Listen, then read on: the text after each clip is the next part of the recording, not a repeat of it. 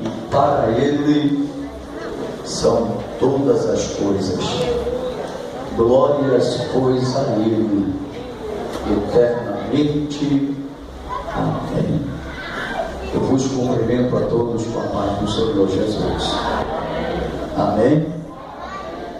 Do que, por gentileza, você abra sua Bíblia na carta de Cristo, segundo escreveu o apóstolo Paulo, Efésios capítulo 5 e o versículo de número 14.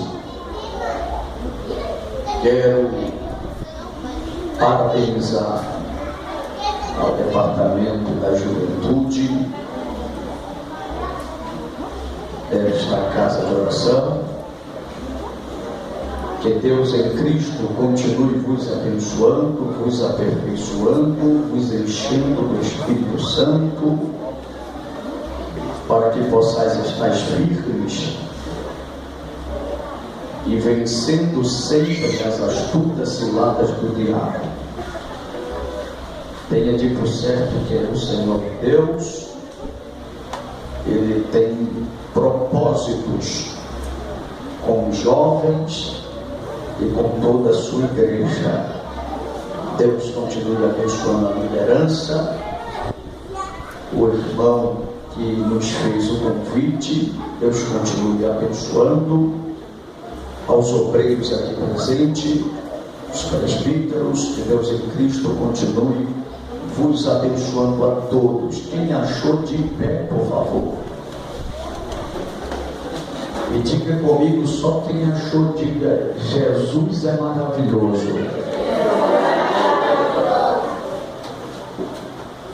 Pelo que diz: desperta, ó tu que dormes, levanta-te dentre os mortos, e Cristo te iluminará. Eu vou repetir uma vez mais. Pelo que diz: desperta, ó tu que dormes, levanta-te dentre os mortos, e Cristo te iluminará. Eu vou contar até 3, a igreja vai recitar o tema. 1, 2, 3. Desperta tu que dormes, e levanta-te dentre os mortos, e Cristo te esclarecerá. Diga para quem está do teu lado: quando Jesus falar contigo, você adora. E quando não falar contigo, você continua adorando. Só quem veio adorar e ouvir, diga glória, sente-se por gentileza. Meus amados irmãos, pouca atenção é pouca para que o Senhor Deus tem para falar conosco nesta noite. A carta aos Efésios, escrita pelo apóstolo Paulo. Este apóstolo foi preso em Jerusalém, foi transferido para Cesareia, onde ficou por 2 anos e meio preso.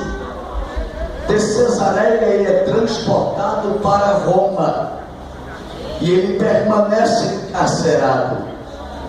Essa carta ou epístola aos Efésios é conhecida como cartas das prisões, pois que o apóstolo Paulo escreve ela a punho, mas preso atrás das grades. Assim como a carta aos Colossenses, Filipenses e Filemão.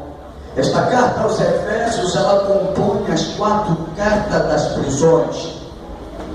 E é bem verdade que entendemos que o apóstolo Paulo foi um dos fundadores desta igreja.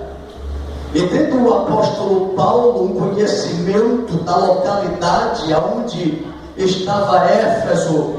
Éfeso era uma cidade portuária, uma cidade riquíssima, encontrava-se na Ásia Menor. Hoje ela é a Turquia dos dias atuais. O apóstolo Paulo sabia que dentro de Éfeso existia um templo de adoração a deusa chamada Diana para os romanos e Artemis para os gregos, em que eles adoravam essa deusa, pois ela era conhecida como a deusa da caça de animais selvagens. E no século VI, os homens que construíram este templo, a adoração a Diana, a Artemis, foi Quercifrão e o seu filho Metagênesis. A história vai nos falar que este templo de adoração a Diana, ele tinha 127 colunas de mármore. Cada coluna tinha 20 metros de altura e levou 120 anos para ser construído. Paulo era conhecedor de que os demônios, espíritos malignos, atuavam de uma forma forte naquela região. Paulo era conhecedor de que tinha uma influência maligna pesada ali na cidade de Éfeso, não só porque Éfeso era uma cidade rica, portuária, mas tinha uma força maligna que atuava e fazia com que muitos que ali residiam adorassem a essa deusa Diana. E é por isso que o apóstolo Paulo, ele é tomado pelo Espírito Santo e funda uma igreja de Cristo naquela localidade, para que se cumpra a palavra que foi dita por Jesus, que onde operou o pecado, superabundou a graça do Senhor Jesus Cristo. E quando nós começamos a entender o capítulo de número 5 desta carta aos Efésios, pois que é uma carta riquíssima, pois que fala de fé, fala de graça e fala de salvação, e que a salvação ela é por intermédio da fé, e que o apóstolo Paulo vai doutrinando, vai ensinando a todos quantos estavam no templo do Senhor, naquela igreja, naquela sinagoga, naquela congregação fundada pelo mesmo. Então Paulo se sente na sensibilidade do Espírito de começar a trazer uma palavra genuína a todos quantos ouvia. E Paulo, de uma forma doutrinária, no capítulo 5, ele fala da imundícia, ele fala da impureza, ele fala da cobiça, que não se nomeie entre vós como convém a santo.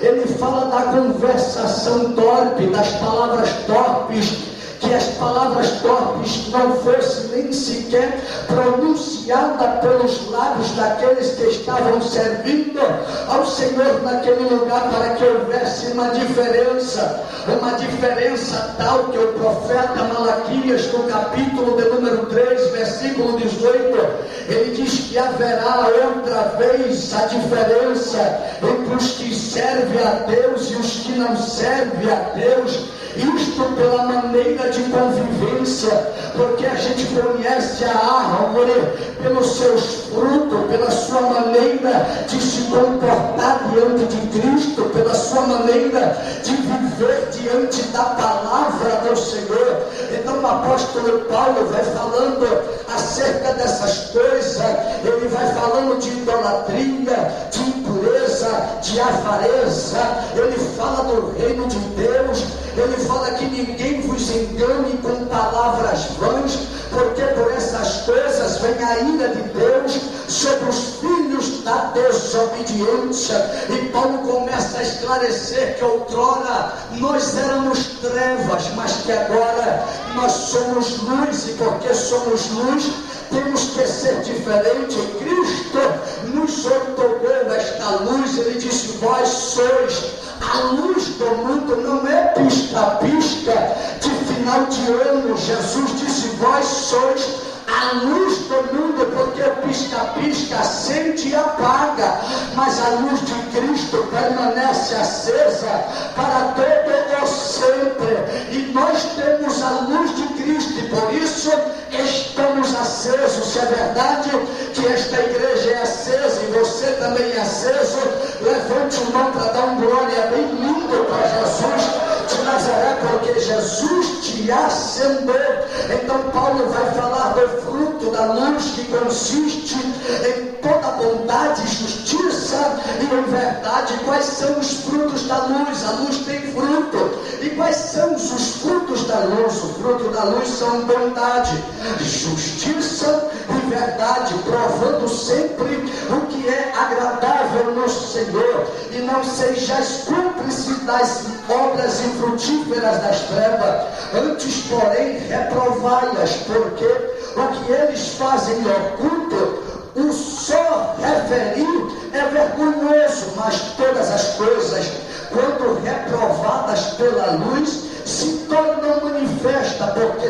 tudo que se manifesta é luz. Aí então o apóstolo Paulo, ele vai dizer, pelo que diz, desperta. Diga comigo, desperta. Não está fraco, diga forte, desperta. A palavra despertar que o apóstolo Paulo está falando aqui é acordar. O apóstolo Paulo está dizendo, acorda, desperta, ó tu. A palavra ó tu se refere-se à pessoa. A palavra ó tu se refere-se a alguém. Ele está dizendo, acorda, ó tu que dormes. Dormir aqui não é o sono natural do dia a dia, na noite que nós dormimos para acordar no outro dia, mas o sono aqui é o sono da indolência. Paulo está exortando os crentes em Éfeso, porque ele sabia da força maligna que operava naquele lugar. Então ele vai chamar a atenção, ele vai trazer um despertamento aos irmãos, e ele vai dizer, desperta, ó tu que dormes, do sono da indolência. Agora segura, o que é o sono da indolência? Indolência é apatia. O que é indolência? É insensibilidade. O que é indolência? É preguiça, é negligência. O apóstolo Paulo estava dizendo, vocês precisam acordar, vocês precisam despertar da negligência que está sobre vocês. Vocês precisam despertar dessa apatia que tomou conta dos vossos corações. Vocês precisam despertar da preguiça que os rodeia. Vocês precisam despertar da insensibilidade. É bem verdade que poucos nos dias de hoje sentem verdadeiramente a presença do Senhor Jesus. É bem verdade que estamos vivendo dias maus, dias difíceis, em que as pessoas vêm para o culto e não tem mais a preocupação de sentir a presença do Senhor. Para eles tanto faz como tanto fez. Outros vão para a igreja porque é de rotina, é costumeiro, porque não tem outro lugar para ir. Então vamos à igreja, mas no meio deste povo também se encontra ainda 7.000 que não se dobraram diante da indigura, bacrando gracia. Meu Deus, ainda tem 7.000 que não se dobraram diante da preguiça, da insensibilidade, da negligência, da apatia. Enquanto alguns estão apagados, outros estão acesos. Enquanto alguns estão dormindo, outros estão acordados e estão dizendo, ora vem Senhor Jesus, Maranata. Ora vem Senhor Jesus, Maranata. Porque a igreja de Cristo não é uma igreja raquítica, apática. A igreja de Cristo é uma igreja fervorosa. A igreja de Cristo não está apagada. A igreja de Cristo está acordada.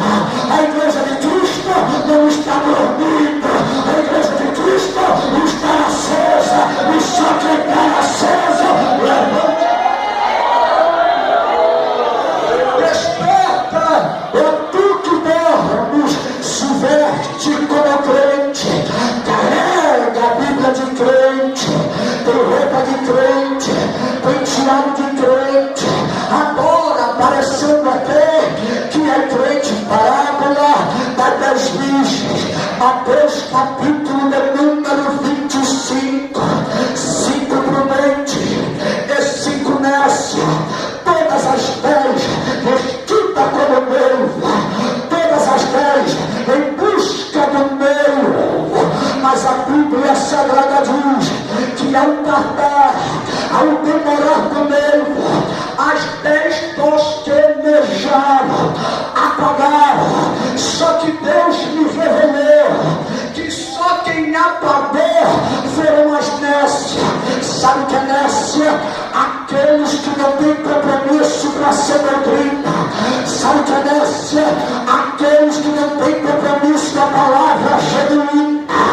Aqueles que gostam de oba-oba. Aqueles que gostam de tudo que vem de lá. Aí estão incomodados, porque hoje, quando se prega a verdade, os crentes já não entendem mais, os ouvidos já não estão mais aguçados, não tem mais a sensibilidade para ouvir o Espírito Santo falando com a igreja. A Bíblia diz que ali as prudentes não dormiam, porque quem é prudente não dorme, quem é prudente descansa. Dá uma olhadinha para quem estava do lado, eu digo assim por gentileza: quem é prudente não dorme, quem é prudente descansa. Só dorme quem é nécio, só dorme quem não tem compromisso. Meu Deus, pula bacana lá. A Bíblia diz no Salmo 91, aqueles que habitam no esconderijo do Altíssimo, a sombra do Onipotente descansará. Quem está debaixo da sombra dele aqui?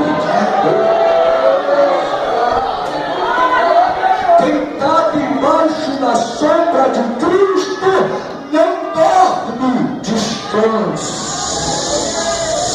A Bíblia diz que o noivo chegou, olhe para mim, o noivo chegou, porém as nécias tinham ido comprar azeite, sem reserva, apagado, dormindo.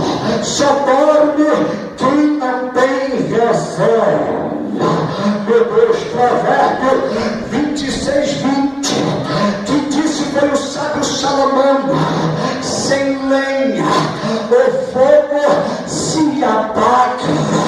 Quem não tem lenha dorme, quem não tem lenha está apagado, quem não tem lenha não tem fogo, porque o que alimenta o fogo é lenha. Levítico 6:13, a Bíblia diz: pois o fogo arderá continuamente sobre o altar. Escuta, este altar aqui é do Antigo Testamento, é o altar do Santo do Santo, do templo do Senhor. Mas o altar de hoje é diferente. O altar de hoje está dentro de você, porque você hoje é o templo do Espírito Santo. E Deus está dizendo para você não dormir, para você não apagar. Coloca a lenha, porque eu vou te acender.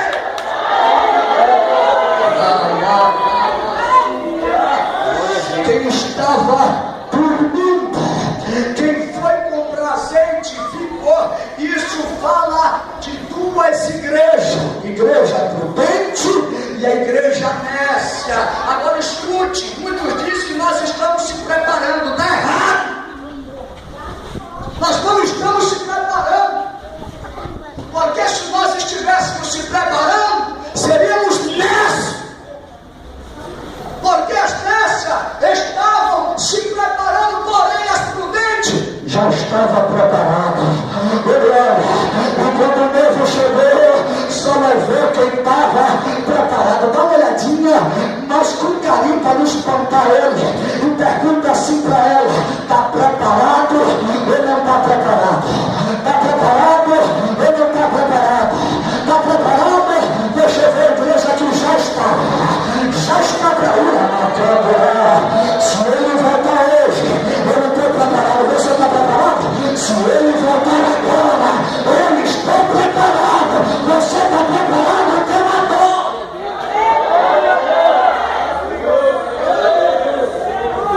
Isto fala do sono. Daí dolência, desperta, acorda, ó tu que dormes. Olha a palavra dormes, está no plural. Dormes está no plural. Que significa que essa pessoa está dormindo sempre. Está dormindo constantemente. Ô tu que dormes, levanta-te. Quer levantar? Por que está mandando levantar? Porque se está dormindo, já está caído.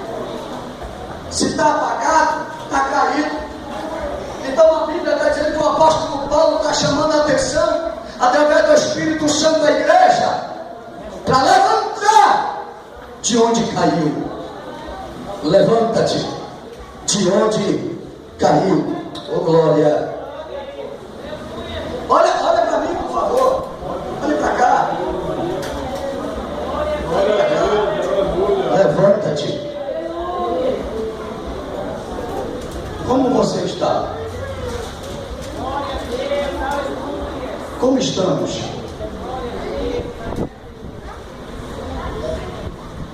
Como estamos? Levanta. E olha de onde ele está mandando levantar. Levanta-te entre os mortos defuntos. Você sabe o que é morto? Defunto.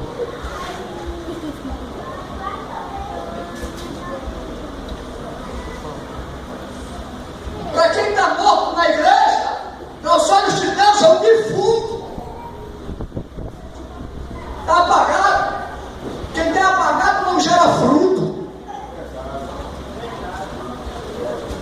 E Jesus fala, e João escreve, capítulo 15 e 16: não foram vocês que escolhestes a mim. Isso é lindo por demais. Ele diz: mas fui eu que escolhi a vós. Não tem um objetivo.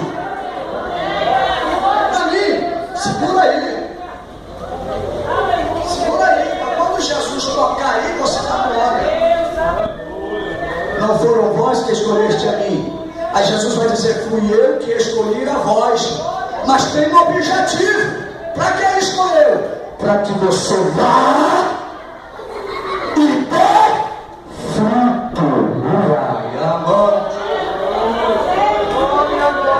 E outra coisa, não pode ser qualquer fruto. O fruto que você dá tem que permanecer.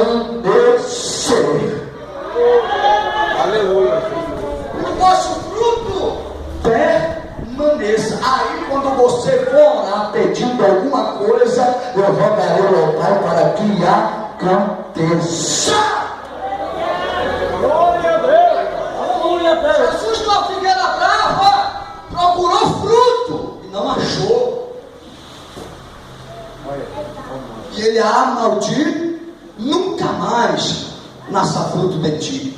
Quando Jesus cura o cego disse: ó, ele olha para o cego e pergunta: o que tu vês? Olha para mim, o que tu vês? Aí o cego vai dizer bem assim: eu vejo homens andando como árvores. Deus tem várias maneiras de olhar para nós. Deus identifica a gente como ovelha, como vaso, como bichinho de Jacó, povozinho de Israel, vermezinho de Judá. Mas também Deus olha para mim e para você e nos vê como uma árvore. E quando ele olha para mim e para a tua árvore, ele quer achar fruto.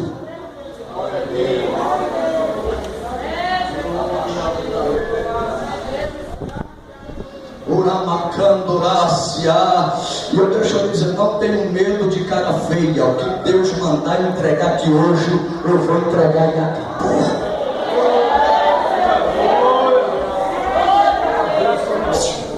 Quais foram, isso aqui não é mais ser, mas o Espírito Santo perguntando a mim e a você: quais foram os nossos frutos em 2014?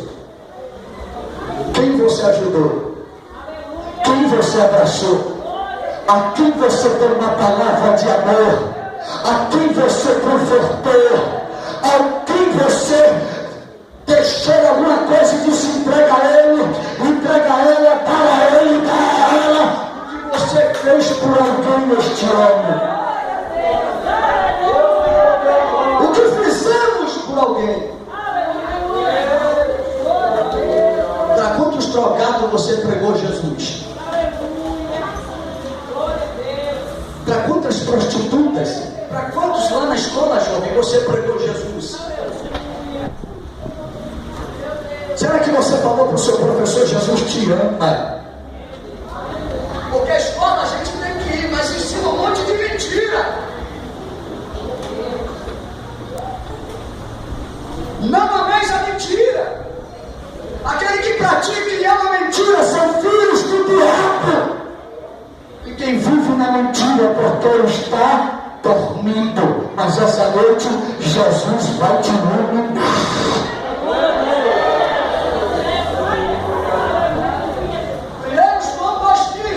Não ameis o mundo, nem o que no mundo há. Porque aquele que amava o mundo, o amor do Pai não está nele. Um monte de crente que diz que é crente. Mas no dia, vou falar porque Jesus está mandando.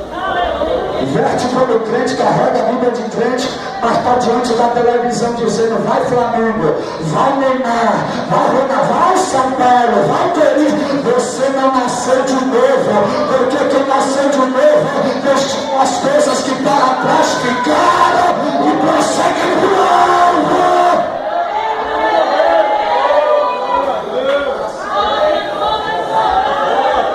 Aqui a gente não diz: vai Flamengo, vai Timão, não.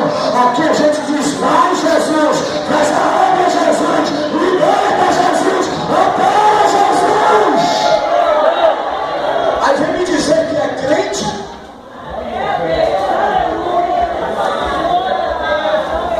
Aí bota no Facebook, no WhatsApp, você assistiu hoje 2-0 e Jesus está dizendo: eu vou ligar o seu, eu vou lhe pegar, vou te despertar, porque eu tenho uma obra na tua vida e o diabo não vai estragar o que eu tenho para você.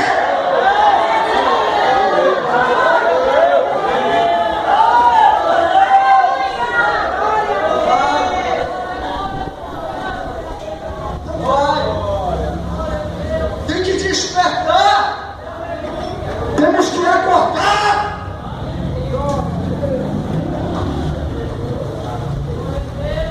A dracma perdida.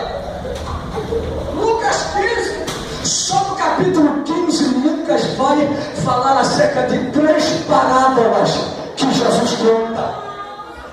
Que é parábola? Forma alegórica de se aplicar uma doutrina moral.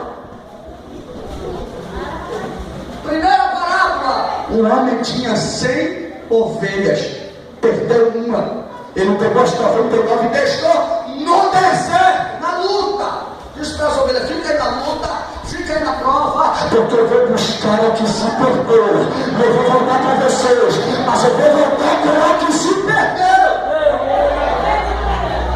Era um homem que tinha luz, estava acordado, não dormia. Dracma perdida. Única parábola que Jesus vai mencionar uma mulher. Ele vai dizer: uma mulher tinha 10 dracmas. Uma dracma significava um denário. Um denário correspondia-se a um dia inteiro de trabalho. Aquela mulher tinha 10 dias de trabalho no bolso. Era uma mulher trabalhadora. Só que o trabalhar aqui não é no secular do mundo. O trabalhar aqui é pelo crescimento do reino de Deus na terra. Jesus estava dizendo: aprenda com essa mulher, porque essa mulher trabalha na minha obra.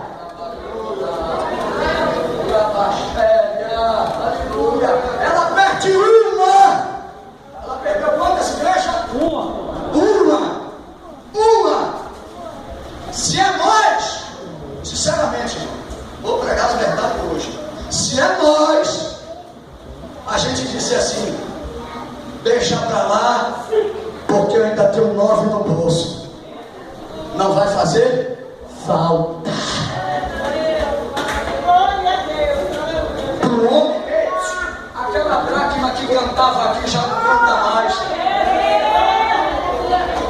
Aquela dracma que sentava aqui já não senta mais. Aquela dracma que tocava aqui já não toca mais. Aquela dracma que estava no grupo de jovens já não está mais. Talvez você esqueceu, mas Jesus não esquece dos seus.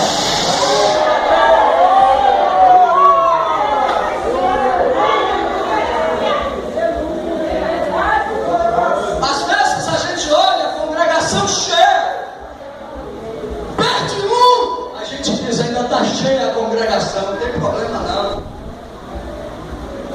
Não tem para nós, mas para Deus tem. Sabe o que aquela mulher vai fazer? Ela vai ter um despertamento, porque quando ela perde a dracma, ela sabe dar valor ao que perdeu. Jesus está dizendo, nós precisamos aprender a dar valor às coisas que se perdem, principalmente dentro da igreja, porque Jesus disse, aqueles que vêm a mim, de maneira alguma eu lançarei fora. A gente lança fora, a gente até esquece, nem lá na casa vai visitar. Mas Jesus disse, ainda que teu pai e tua mãe te abandone e te rejeite, todavia eu, Senhor, jamais te desampararei. Eu vou profetizar, não tem parente que se desviou, não tem parente que se afastou, que se desgarrou. Jesus está dizendo, eu vou levantar uma nova geração, eu vou usar para buscar a dracma perdida. Quem acredita que ela vai voltar? Quem acredita que ela vai voltar? Levante a mão para adorar, para adorar, para adorar. Jesus está trazendo de volta o teu parente.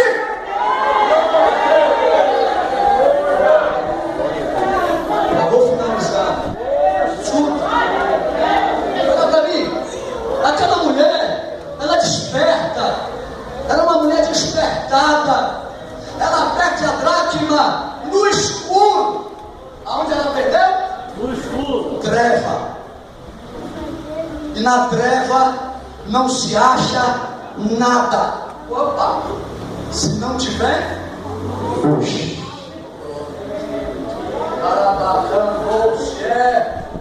Aleluia! Se não tiver luz, vai ficar em trevas. Mas se tiver luz, já faz diferença. Sabe o que ela vai fazer? Ela vai acender o candeeiro. O que é que o senhor quer dizer, pregador? Estamos vivendo os dias maus, dias trabalhosos e difíceis, mas só vai conseguir trazer de volta para casa a dracma perdida quem está com o candeeiro aceso. Só tem capacidade de, no meio das trevas, trazer de volta o que se perdeu, o obreiro, a obreira, o irmão, a irmã, que está com o candeeiro aceso.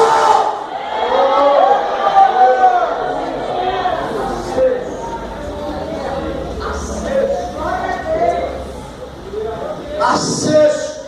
Porque se tiver luz, tem como clarear o lugar. Você é luz na tua casa.